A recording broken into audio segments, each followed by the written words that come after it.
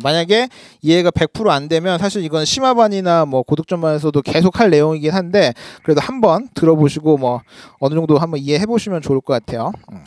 일단은 몇 가지 기본 개념을 좀 아셔야 되는데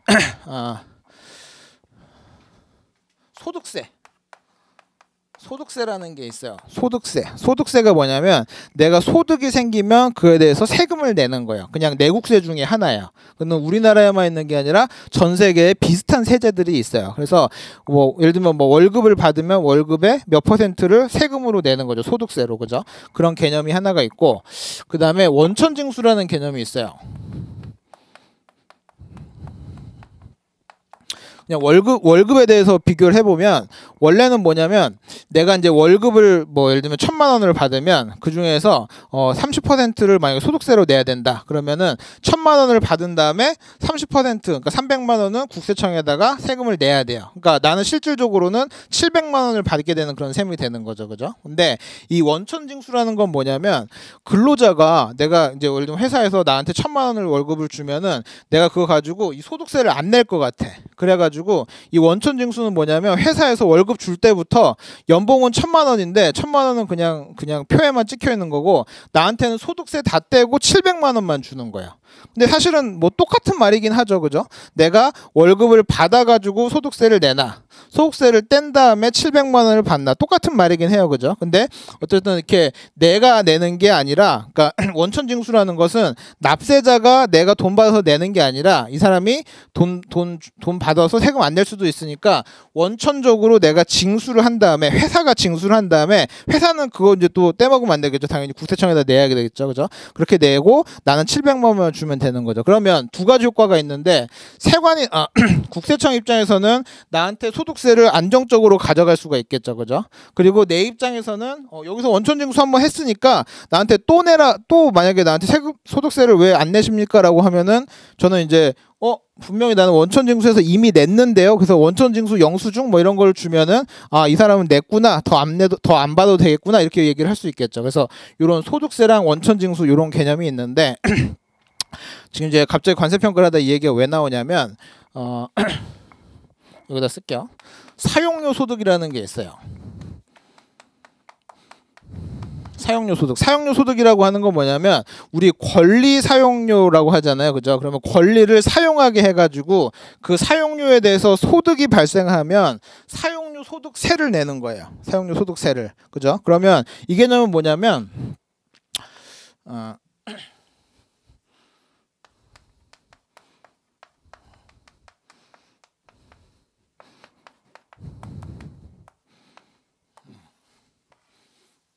자, 권리권자가 권리를 제공을 해요. 그죠?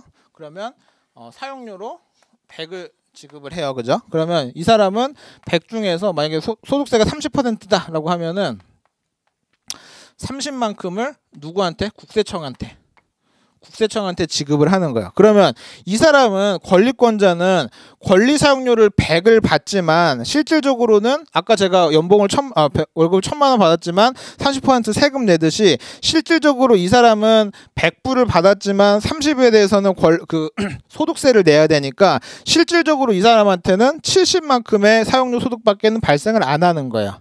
그죠? 이해되시죠? 자, 그럼 여기까지 이해가 됐으면 이게 이제 국내 거래에서는 이렇게 되는데 이제 국제 거래로 이제 넘어가게 되면 어떤 상황이 생기냐면 똑같이 아까 그냥 권리권자 사용자 이렇게 쓸게요.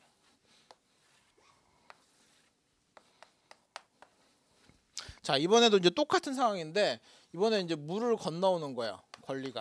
권리를 지원하게 하고 그다음 이 사람한테 100을 이제 지급을 하기로 한 거예요. 그러면 이 사람은 국세청에 30만큼 소득세를 신고를 해서 이제 지급을 해줘야 되는데 이제 이 거래에서는 그래도 한국에서 받아가지고 한국에서 내니까 이 사람이 이제 사실 이제 제일 걱정되는 것은 이 사람이 100을 다 받아가지고 30만큼 국세청에 안 내면 어떡하지? 이 고민이 굉장히 많은 건데 국제거래에서는 이 고민이 훨씬 더 커지는 거예요.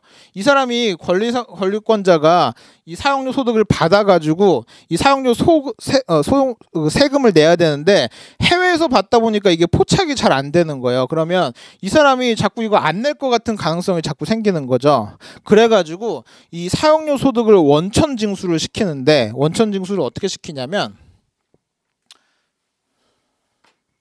애초에 이제 내가 100을 줬어야 되는데 실제로는 이제 100 주지 말고 70만 주라고 하는 거예요. 나머지는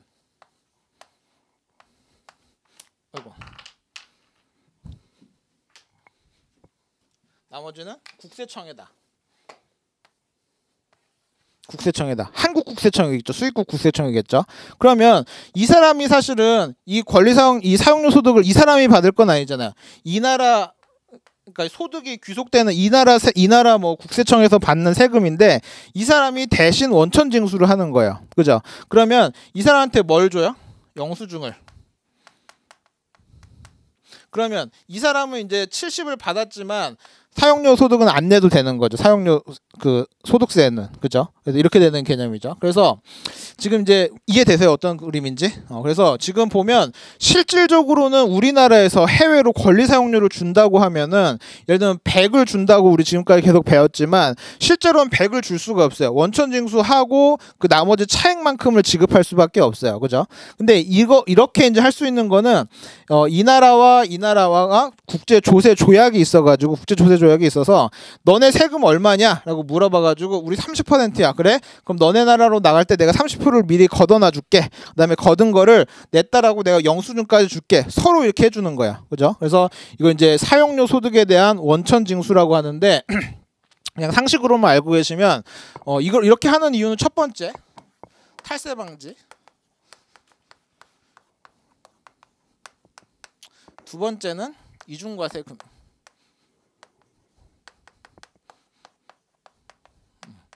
그러니까 이 조세 조약.